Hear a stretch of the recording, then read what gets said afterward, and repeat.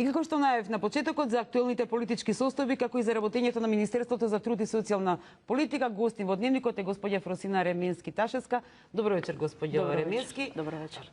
Прв пат сте во Канал 5, во студиото на Вести. Така. И затоа малку да се навратиме наназад на она која сте и што работите. Знаеме дека 4 месеци, речиси еве, 4-ти месец работите во Министерството за труд и социјална политика, го водите, раководите со ова министерство. На почетокот на негде во ноември, кога требаше да бидете назначена за технички министер за труд и социјална политика, излегоа информации дека сте биле во младоста член на ВМРО-ДПМН, односно на Светскиот македонски конгрес, која што знаеме дека е организација која што е многу десно профилирана. И тие информации некако не ги демантиравте доволно, но од друга страна сега сте министер во владата на ВМРО-ДПМН како потпредседател на СДСМ. Дали се чувствувате дека одите лево-десно или пак го следите својот пат? Мене ми е жал што ова што го нотиравте дека не сум доволно демантирала во делот на информациите кои што беа актуелни, сега веќе застарени на почетокот на ноември. Тоа е можеби резултат на политиката на провладините медиуми кои што не ги објавуваат ниту демантите, ниту информациите кои што влегуваат од веб страната на Светскиот македонски конгрес. Значи вака, јас немам што да демантирам во тој дел, значи ако подобро го погледнете ова, и ако ја прочитате мојата биографија, која што сведочи за една моја посветеност за грижата за правата на македонците во соседните земји, на која што тема докторирав 2007 година, и за делото македонското национално малцинство во соседните земји со времени состојби, ја добив државната награда, државната награда за наука од интерес на Република Македонија Гоце Делчев.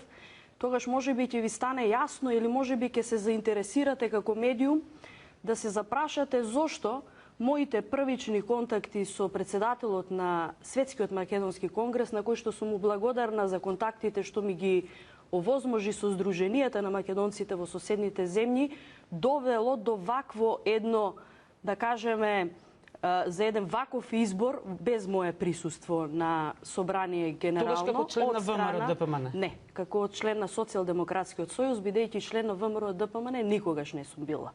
Така што во овој и пристапницата не е точна. Па знаете, такви пристапници денеска може да направи секоја политичка партија која ќе ви ги земе податоците од институциите кои што ги владее и ги поседува. Меѓутоа интересен е моментот што господја за која што вие објавивте прилог говори дека таа ме зачленила. Не сум сигурна дека полнолетен граѓани на Република Македонија има потреба некој друг да го зачлени во политичка партија. Може ли сега да чуеме таа господја? Отсуствуваше подписот, значи кој што беше ставен во делот на пристапницата, ќе говори за вистинитоста на податоците. Таа господја нели е од Општинскиот комитет на ВМРО-ДПМН од Крива Паланка, од каде што сте вие. Може ли да погледнеме таа изјава која што многумина, освен вас, предпоставувам, смета дека не е точна. Дали ја тужевте таа господја?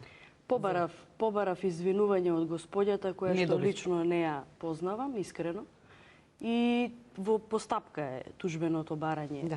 Да чуеме изјавата на господјата. Така што мислам дека автентично ќе треба да докаже ова што говори и го тврди. Слободно. Фросина Ременски беше член на ВМРО-ДПМН. Во периодот кога јас бев председател на местниот комитет на ВМРО-ДПМН Црквена Мала од Крива Паланка.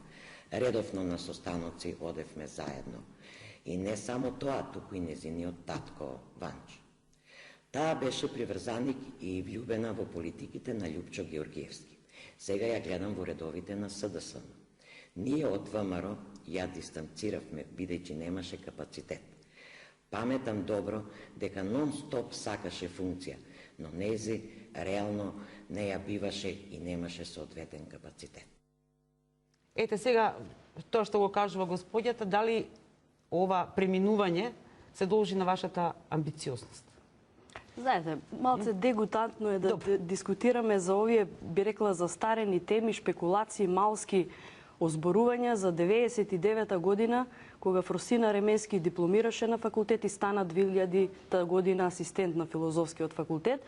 И од 2000-та година до денес, значи, ако не ги сметаме овие 4 месеци министерување во Министерството за труд и социјална политика, е изграден универзитетски професор кој што предава веќе 15 години на универзитет. Така што за капацитетноста и за тоа кој за што го бива, мислам дека е дегутантно да се зборува особено на вакви ниски коментари кои што се далеку од вистината. Значи, вие сте сега министер за труд и социјална политика во владата на ВМРО ДПМН и како што знаеме, партијата има акцијски план, односно план за грижа на социјално ранливите категории граѓани. Дали вие се вклопувате во овој план со оглед на фактот, еве има неколку примери, да почнеме со примерот дека одложивте, требаше сега во овој месец, да почне тендерска постапка за изградба на дом за згрижување на стари лица кои што се во социјална неволја, односно се социјално загрозени, во Скопје 170 лица, меѓутоа го одложивте почетокот на тендерската постапка и јавната набавка за 3 месеци. Има уште такви случаи, еве сега еден да наведеме. Кога ќе ги поставувате овие прашања, убаво е да ги имате сите информации, изворно да се информирате, или тој што ви ги доставува овие податоци, да ви каже каква била неговата грижа за овие прашања за кои што денеска се пројавува некое лажно душегрижништво. Меѓутоа, кога се зборува за проектите кои што се затекнати во Министерството за труд и социјална политика, јас најодговорно тврдам дека се што е во интерес и било во интерес на граѓаните, а не било преземено претходно, е исполнето од овој министер, почнувајќи од бројните парични исплати кои што доцнеле почнувајќи од јуни месец, се направени во овој месец, последниот јануари месец. Меѓутоа, кога зборуваме за тендерските постапки, јас би сакала да кажам следново. Ако го земеме во предвид ова што вие го кажувате дека доцнеле одредени постапки за отварање на тендерска постапка, за изградба, за обнова, за реновирање, јас ќе ви кажам дека овој министер го дополни планот за јавни набавки за 2016 година заради пропуштената можност мојот претходник да ги отпочне истите овие постапки за кои што денеска го обвинува овој министер, почнувајќи и од делот на реновирањето на градинките, на центрите за социјални работи, меѓутоа и во однос на сите останати проекти за кои што оние што први нели дознаваат, информираат дека биле направени на штета на граѓаните, а тоа било направено од овој министер. Кога зборуваме за конкретниот проект за кој што зборувате, јас сакам да кажам дека тој не е излезен од планот за јавни набавки, напротив, тој стои. Меѓутоа, овој министер нема намера да се впушта во никаква незаконита постапка која што ќе предизвика друг вид на одговорност. Станува збор за неподготвен проект, бидејќи станува збор за старски дом кој што треба да се гради во општина Газибаба. Меѓутоа, општината Газибаба ниту определила земјиште за изградба на самиот дом, ниту донела одлука за ослободување од комунали за изградба на самиот старски дом. Значи, воопшто не може ни да се пристапи кон отварање на самата постапка додека не се обезбедат сите потребни документи кои што ќе обезбедат дозвола за градба на изведувачот кој што треба да пристапи кон оваа градба. Во најскоро можно време тоа ќе го спроведете. Она за што станува збор во овој период, јас сакам да кажам дека тоа лажно душегрижништво што се пројавува и во однос на грижата за децата, и во однос на грижата на ранливите категории, укажува на една, да кажеме, несериозна политичка битка која што сака да се води особено преку медиумите, наспроти обврската да се сподели одговорноста за се што произлегува и како право и како обврска од законот за владата на Република Македонија, каде што јас сум министер, имам и заменици, имам и дополнителен заменик министер. Партиската агенда на кој што одредени луѓе се посветени наспроти на вистина исполнувањето на нивната законска обврска за работа, како што велат во интерес на граѓаните, е нешто што говори за тоа дека во континуитет продолжуваат политиките на неодделување на партијата од државата и неодделување на партиската и од државната агенда. За тоа сакам да ве прашам за неодделувањето на политиката од државата. Вие веднаш кога дојдовте го наполнивте вашиот кабинет со луѓе од СДСМ, Мила Царовска што беше претседател на комисијата. Потоа Борче Божиновски исто така член, значи почнувајќи од вашиот кабинет, па продолжувајќи со познатите смени на сите центри за социјални грижи, на сите домови, го поставивте господинот Лјупчо Мицковски Кец, несудениот градоначалник на општина Сопиште, на позиција ВД директор во Топанско поле. Потоа ваш сограѓанин од Крива Паланка поставивте со висше образование директор на Центар за социјални грижи. Во Битола поставивте директор кој што има средно сообраќајно училиште. Кој зборува Богатинова за овие податоци? Господи Ременски, кој зборува за партизацијата?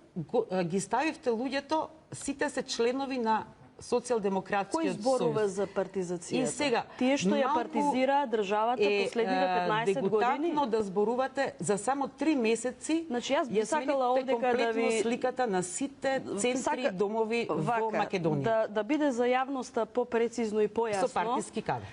Да биде за јавноста попрецизно и појасно, многу иронично е да зборува некој за партизација на институциите во последниве 15 години, кога ниту едно вработување во јавна државна администрација, во ниту една фирма приватна која што диригира или прима помош од државата не поминува низ партиските штабови на ВМРО ДПМН. Тоа е поприлично несериозно обвинување што доаѓа на сметка на овој министер и сакам да појаснам во делот на смената. Овие директори одлука на управниот и на висшиот управен суд. Кој суд? Оној што извршува желби на власта и оние кои што одлучуваат, а се исто така обвинети во посредство на набавка на опрема за прислушкување, значи да ги рачистиме малку работите. Во делот на смените на овие директори за кои што зборувате, тие не си ја исполнија нивната законска обврска што биле должни да си ја исполнат по закон. Значи цело време не работеле согласно закон. Тоа не го утврди овој министер, тоа го утврди посебна комисија која што работи во рамките на Министерството за труд и социјална политика, направи бројни воредни инспекцијски надзори во самите центри за социјални работи и констатира многу нерегуларности во работењето и незаконитости за кои што биле должни да ги извршуваат и да ги спречат овие директори кои што се веќе разрешени. Тие истите директори кои што денеска промовираат некаква грижа за работата на институциите, заедно со мојот дополнителен заменик министер, треба да одговорат на клучните прашања. Зошто не пристапиле кон исполнување на нивните законски обврски и за подпишување на менаџерските договори во кои што ќе ги се регулираат нивните права и обврски од раководната функција? Тоа не го направиле 2 години, иако е обврска согласно закон. Меѓутоа, исто така не пристапиле и кон обезбедување на законитост на работењето на самите институции. Кога доаѓаме до ова прашање, доаѓаме и до изборните нерегуларности и злоупотребата на самите центри за социјални работи во партиски цели. Само ќе ви кажам еден податок. Партиските војници што ги поставивте од СДСМ, тоа не се партиски војници, тоа се вработени во... да прават нерегуларности, значи, тоа се вработени во центрите за социјални работи, значи тие го исполнуваат услово да бидат назначени за ВД директори, бидејќи единствен услов, затоа ги исклучувам сите овие обвинувања за наводно кршење на законските обврски или прописи за избор на директор со некако степен на одбрана. Не сум го утврдила јас, судиите не утврдија ништо, судиите само забранија Висшиот управен суд, уште една одлука, еден куп одлуки на управниот и на Висшиот управен суд. Кога се подготвувате за ваква правна дебата, особено по прашање на одлуки и решенија на судови, и се подпишале на овие решенија. Не дозволувате правното толкување да ви го прават оние кои што први дознаваат. Значи одлуката на управниот суд кривично дело и Вели вие вака. самите треба тоа да го знаете. Значи, Управниот суд вели се забранува постапување на министерот по одредени конкретни решенија до правосилноста на тужбата. Значи, постапката по тужба се уште не е завршена. Овој министер ќе ги почитува одлуките, меѓутоа ќе ја цени и одговорноста и на тужителот, меѓутоа и на сите оние кои што ги застапува во оваа постапка за која што ниту е надлежен судот да постапува, а ниту пак е надлежен тужителот да ги застапува истите овие луѓе кои што сметаат дека им е ускратено некое право. Господје Ремински, јас ви благодарам што бевте дел од дневникот на Канал 5. Имавме навистина убава дебата. Се надевам дека ќе зборуваме во следната прилика малку повеќе и за изборите и за она што не очекува. Продолжуваме ние со дневникот. Благодарам.